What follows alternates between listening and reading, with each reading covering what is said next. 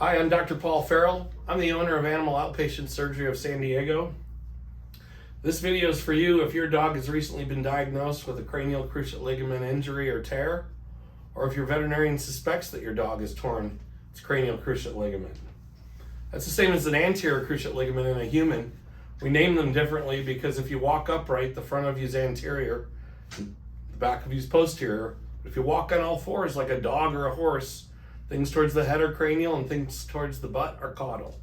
So a human knee, right here, anterior cruciate ligament. And in the back, we have a posterior cruciate ligament. And in the dog, right here they have their cranial cruciate ligament. And in the back they have a caudal cruciate ligament. These ligaments together function to make the knee a hinge, just like the hinge on your door. They allow about 140 degrees of motion like this, and they allow no motion like that. That's called drawer sign. Once the ligament is torn and you get drawer, you get swelling and pain. That's the source of the pain, is the swelling. The ligament itself has no blood supply and no innervation. That's what makes it a surgical problem. It won't heal like a lot of the other ligaments in the body because of the lack of blood supply. That's why you're thinking about coming in to see us. Talk about surgical options for your dog. Now, we've done different types of surgeries on dogs' knees to fix them through the years. These days we're recommending TPLO for most dogs. Many years ago we used to fix humans and dogs similarly by using a band of your fascia, your IT band in your leg. That didn't work very well. Then we moved on and we started using synthetics. This is a lateral suture.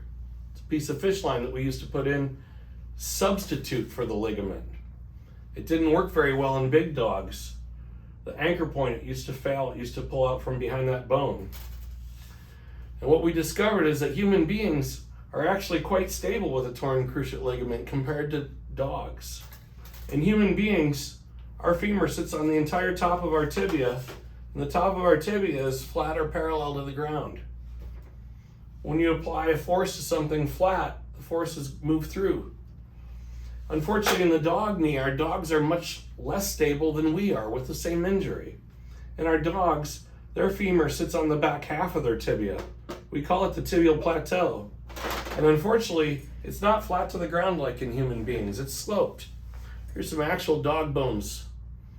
This is the tibial plateau where the femur articulates. You can see right there, it's at an angle. That's why our canine friends stay unstable and develop arthritis quickly, stay painful, and never walk well with this type of an injury. That's why we need to fix them.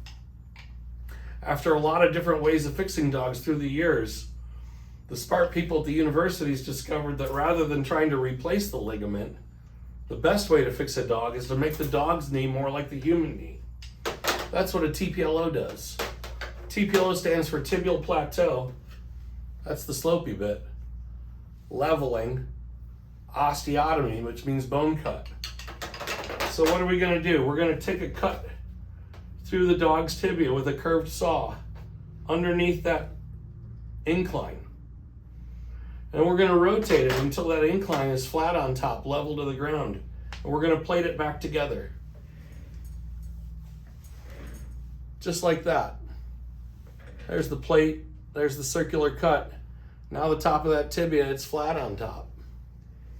What that's going to do is when the dog bears weight, it's going to send all of that force down through to the dog's paw. And none of that weight will cause shifting any longer. That's the way we're going to stabilize most dogs with a torn cranial cruciate ligament. Results are excellent. Most dogs are 70 to 90% weight bearing in 2 weeks. Most dogs are going to be expected to go back to the park, back to the beach, and back to the hiking trail and have great fun in your outdoors in your backyard and be able to do stairs and every other activity that you do with your dog. Come on in and see us and we'll talk about the exact details of your dog. We'll go through your dog's x-rays. We'll show you the swelling in your dog. I'll show you how we used to fix them with the old lateral sutures and how we put those in and why they fail. And we'll show you the exact details of how we're going to put a plate into your dog's knee that's going to stabilize it for the rest of its life.